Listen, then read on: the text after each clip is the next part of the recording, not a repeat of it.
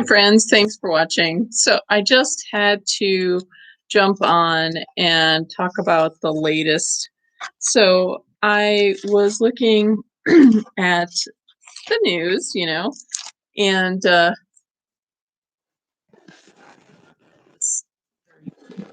here. Okay. So the latest is that um, they're showing statistics of the latest results from the injection. And I'm just trying to pull this up here. Sorry for the delay.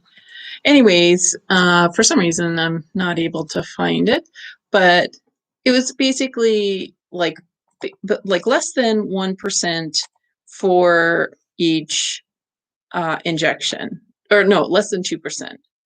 Okay, and so I just have to say that, oh, here it is. Okay, so a new study published that the effectiveness of the vaccine, so AstraZeneca was 1.3%, Pfizer 0.84, so that's less than 1. Moderna, the gene therapy was 1.2, J&J 1.2, Gamaleya 0.93, so that the Gamaleya is less than 1%, the Pfizer is less than 1% effective. And I'm going to see if I can find where the source is. Okay, so the reference is The Lancet, 2021, and it's the CV19 vaccine efficacy and effectiveness, and then so that was in the Lancet, and then there's another one from the NIH. Look it up. NBK. N as in Nancy, B as in boy, K as in karate. 430824. And then the Lancet one is DOI 10.106 /S266-5247 parentheses 21 close parentheses 00069-0. Okay, so folks, that's the Lancet and the NIH. Okay, folks, when something is less than 2%, 2% effective, that's basically not effective. In order for something to qualify as a medicine, it has to be 30% or more effective. Why? Because anything works on the placebo effect 30% of the time. So if I tell you you're going to get sick or you're not going to get sick, 30% of the time the power of suggestion is so powerful 35% of the time. So folks, this injection is just, it's not even working that well in terms of the placebo effect. You know what's working? The nocebo effect. The nocebo effect is the opposite of the placebo effect, the positive thinking. So there's the positive thinking effect, and then there's the negative thinking effect. And in Australia, there's what's called pointing the bone. It's a type of witchcraft where a shaman or a medicine person or a witch or something will point a bone at somebody and put a curse on that person, and that person is known to die.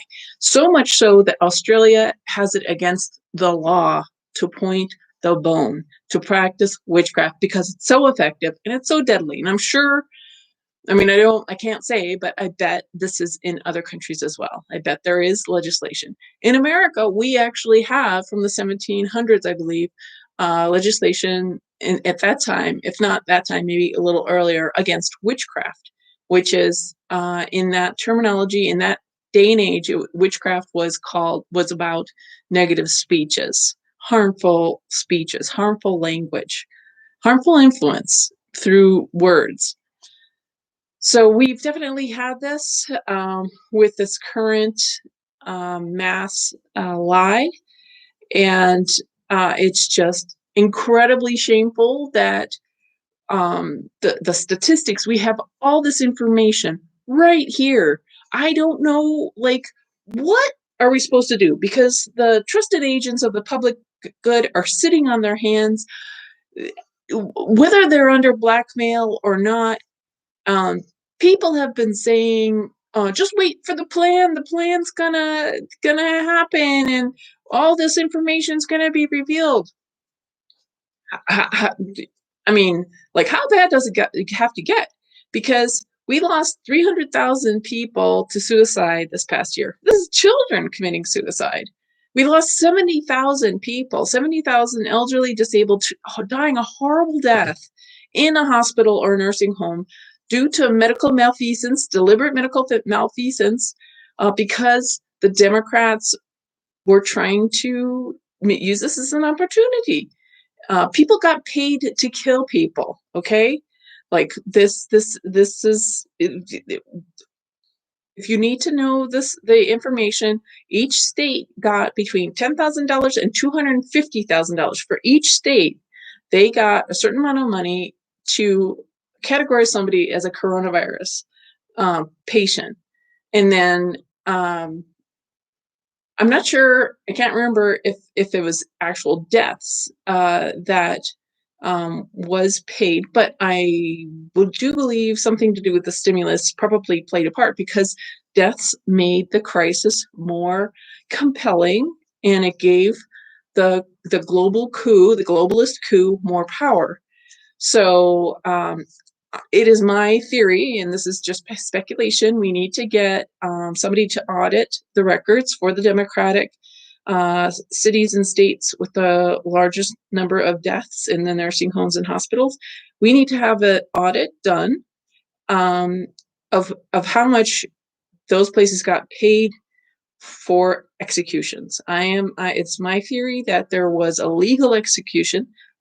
Legal executions were done legally through nursing homes and hospitals. It is my speculation. I don't know this for sure. And it would be great if somebody who was an auditor would do that for the hospitals and nursing homes in those Democratic states. So, anyways, again, the test or the latest update from the Lancet and NIH are that the injections are basically at the most 2% effective when a medicine has to be 30. So the injection is 28% less than it should be to qualify as a medicine. And I find that very disturbing, and I find it disturbing that we're still this agenda is still being pushed. And what do we do? Because the trusted agents of the public good are doing nothing. So do we, just do regular people like us, just do a citizen's arrest?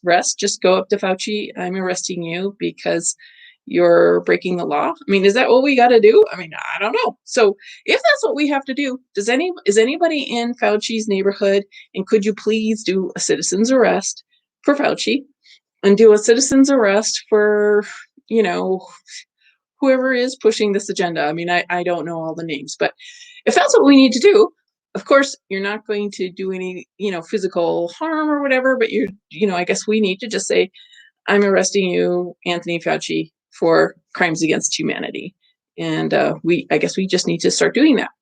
So if you guys have any suggestions, like I don't see anything in the chat, and it seems like YouTube kind of delays loading any comments in the chat. So I apologize if you've posted something. It's just blank right here.